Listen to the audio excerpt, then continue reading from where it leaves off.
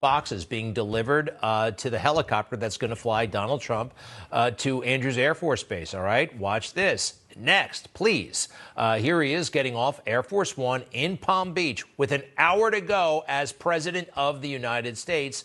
Here he is now arriving at Mar-a-Lago at 11:32 in the morning, January 20th of 2021. He is still the President of the United States. All those boxes, he has access to every single one of them, anything in the federal government, right up until the last second he's president.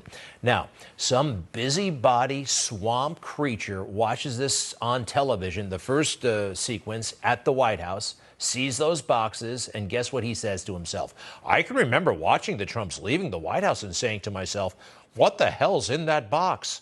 Well, what the hell business is it of yours? You're not the president. That began a whole process of trying to determine whether any records had not been turned over to the archives.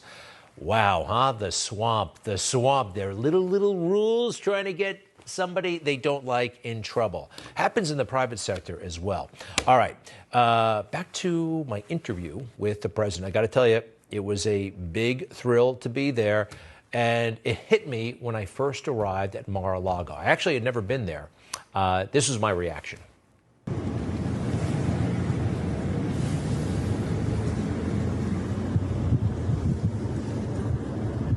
Wow. Not the most sophisticated reaction, but that's how I felt. And then it hit me. August 8th, 2022, what the FBI did, raiding the home of a former president of the United States.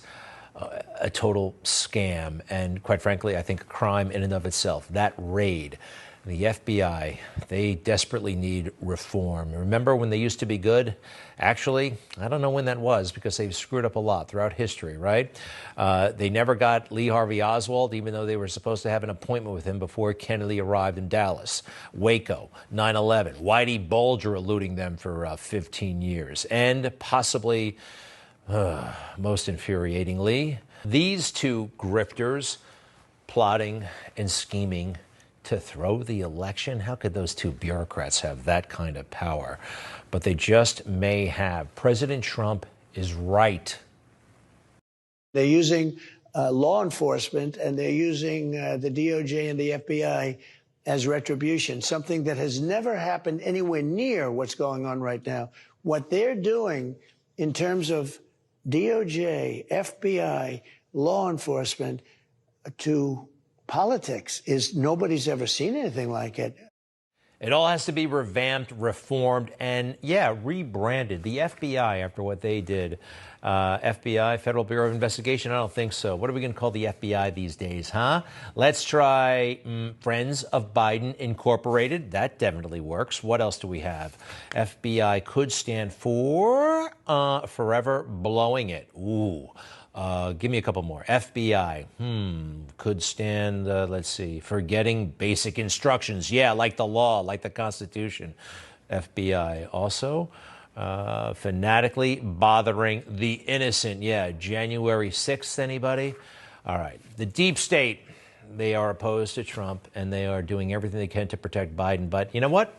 Biden is so inept that he may run afoul of the deep state pretty soon. He can't even do the easy part, the stuff he was supposed to be good at. He can't get right. President Biden taking on the role as consoler-in-chief tonight. President Joe Biden consoled the nation. We're so grateful that President Biden came down to act in his role as consoler-in-chief. President Biden last night was being an empathizer-in-chief, a consoler-in-chief, and a commander-in-chief. It's striking how many moments already in his presidency President Biden has had to be the consoler-in-chief. Oh, brother, it's and he's not.